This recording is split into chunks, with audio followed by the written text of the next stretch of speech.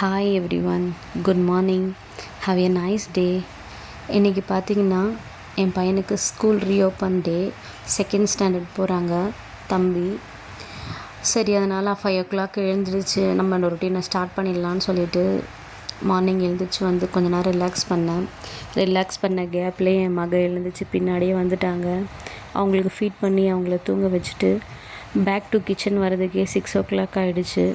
5 o'clock எழுந்திரிச்சுமே வந்து எனக்கு இந்த ரொட்டீன் வந்து கொஞ்சம் ஸ்லோவாகிடுச்சு. பயம் வந்துடுச்சு. கடகடன்னு எழுந்திரிச்சு எல்லாத்தையும் பண்ணணுமே அப்படின்னு சொல்லிட்டு ஹரிபரின்னு எழுந்திரிச்சு வந்த கிச்சனுக்கு. நூக்கல் போட்டு காரக்குழம்பு வைக்கலாம் நைட்டே பிளான் பண்ணிட்டேன். அதுக்கு தேவையான எல்லாத்தையுமே வந்து ப்ரிப்பேர்டாக எடுத்து வச்சுட்டேன். இந்த ஒரு மாதம் பார்த்திங்கன்னா நல்லா தூங்கி கொஞ்சம் லேட்டாக எழுந்திரிச்சு எல்லாமே பழகிடுச்சு. இப்போது சீக்கிரமாக எழுந்து பண்ணணுன்றது கொஞ்சம் கஷ்டமாகவே இருக்கும்.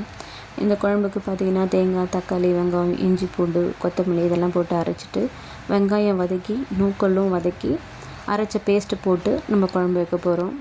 பையனை எழுந்திரிச்சு வந்துட்டாங்க. வந்தோன்னே குட் மார்னிங் மம்மி அப்படின்னு சொல்லுவாங்க. அவங்களே அவங்களோட ரொட்டீனை பார்த்துக்குவாங்க. குளிக்கிறது, ட்ரெஸ் பண்ணுறது எல்லாமே அவங்க பார்த்துக்குவாங்க. அவங்களுக்கு தேவையான திங்ஸ் மட்டும் எடுத்து வச்சு நான் ஹெல்ப் பண்ணுவேன். குழம்புக்கு தேவையான எல்லாத்தையுமே ரெடி பண்ணி வச்சுட்டேன். தாளிக்கிற வேலை தான். எண்ணெய் ஊற்றி சோம்பு போட்டு வெங்காயம் வதக்கி கருவேப்பிலை போட்டு நல்லா வதக்கிட்டு நூக்கல் போடணும். அதுக்குள்ளே பையன் எழுந்திரிச்சு வந்துட்டாங்க. தண்ணி குடிச்சிட்டு பால் குடிப்பாங்க. அவ்வளோதான், குளிக்க போயிடுவாங்க. அவங்க ரெஸ்ட் ரூம்லாம் போயிட்டு குளிச்சுட்டு ஃப்ரெஷ்ஷப் ஆகிட்டு வந்துடுவாங்க. நான் அதுக்குள்ளே குழம்பு வேலையெல்லாம் முடிச்சுட்டு அவங்களுக்கு டிஃபன் பேக் பண்ணணும், ஹஸ்பண்டுக்கும் பேக் பண்ணணும்.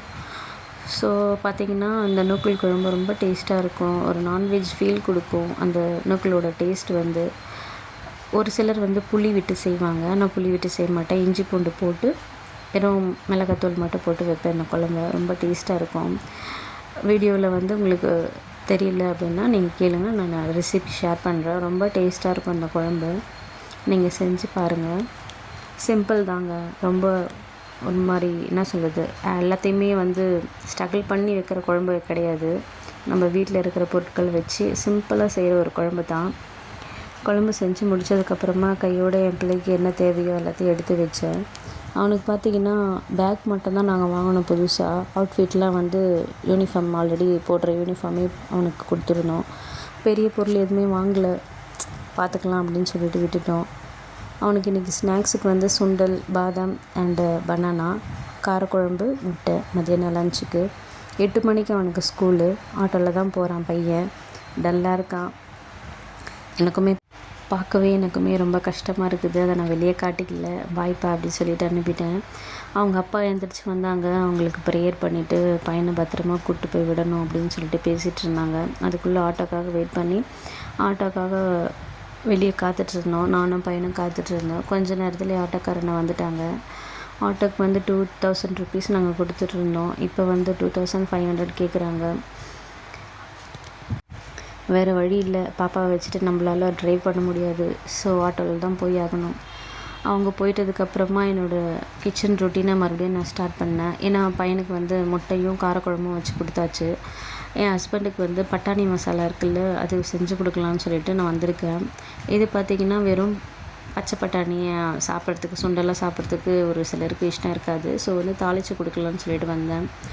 சோம்பு போட்டுக்கணும். இஞ்சி பூண்டு ஒரே ஒரு இஞ்சி, ஒரே ஒரு பூண்டு பல், பச்சை மிளகாய், கருவேப்பிலை, வெங்காயம் போட்டு நல்லா வதக்கிட்டு உப்பு போட்டுட்டு கரம் மசாலா இருந்தால் ஆட் பண்ணிக்கோங்க. என்கிட்ட கரம் மசாலா இல்லை, கறி மசால் பொடி இருக்குது, அதை ஆட் பண்ணிட்டேன். கொஞ்சமாக தான், கொஞ்சம் 2 பேர் அளவுக்கு தான் சுண்டல். இது ரொம்ப நல்லாயிருக்கும். ஒரு நல்ல ஃபீல், நல்லா சாப்பிட்றதுக்கு ரொம்ப நல்லாயிருக்கும். சீவ் பண்ணி சாப்பிட்றதுக்கு. முடித்ததுக்கப்புறமா லாஸ்ட்டாக இந்த டிஃபன் பாக்ஸ்லேயோ இல்லை சர்வ் பண்ணும் போதோ கொஞ்சம் ஆனியன் மேலே டாப்பிங்ஸுக்கு போட்டு கொடுத்திங்கன்னா அதை மிக்ஸ் பண்ணி சாப்பிட்றதுக்கு ரொம்ப டேஸ்ட்டாக இருக்கும். அதுக்கப்புறமா அவங்க குளிச்சுட்டு வந்ததுக்கப்புறமா அவங்களுக்கு தோசை ஊற்றி கொடுத்துட்ருந்தேன். நூக்கல் போட்டு காரக்குழம்பு வச்சுருந்தேன் பார்த்திங்களா, அந்த நூக்கல் போட்டு காரக்குழம்பே அவங்களுக்கு வச்சு தோசைக்கு கொடுத்தாச்சு. அதுக்கப்புறமா அவங்களுக்கும் டிஃபன் பாக்ஸு பேக் பண்ணிட்டேன். ரைஸு, நூக்கல் போட்டு காரக்குழம்பு வச்சோல்ல, அந்த நூக்கல் போட்டு காரக்குழம்பு, அந்த சுண்டல், பட்டாணி மசாலா, ஒரு பனானா வச்சு கொடுத்துருக்குறேன். கீரை சமைச்சேன், அதை சொல்ல மறந்துட்டேன். பொன்னாங்கண்ணி கீரை பொரியல், முட்டை, அவ்வளோதான்.